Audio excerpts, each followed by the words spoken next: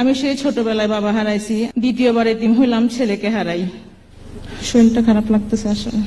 ওনাকে একটা চেয়ার দেন, মাইকটা চেয়ারে দেন, এক গ্লাস পানি দেন, খারাপ লাগছে একটু পানি খাক, একটা চেয়ার দেন, চেয়ারে বসে বলুক। আমার ছেলেটা দেখতেও রাজপুত্রের মতো ছিল, সবার মার কাছে সবার সন্তানগুলো রাজপুত্র।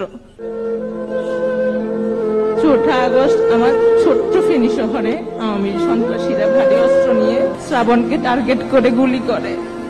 শ্রাবণের বুকে পিঠে 6টি গুলি করে। অনেক বাধা বিপত্তি পেরিয়ে ওই দিন আমি আমার বাড়িতে আমার ছেলেকে আমি প্রত্যেকটা জালিমের কাছে হাত জোর করে আমার সন্তানকে আর কিছুক্ষণ আদর করতে চাইছিলাম।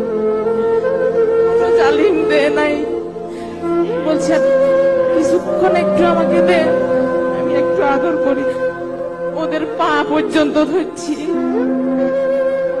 হাত জোর করছি, কিন্তু কেউ দেয় নাই।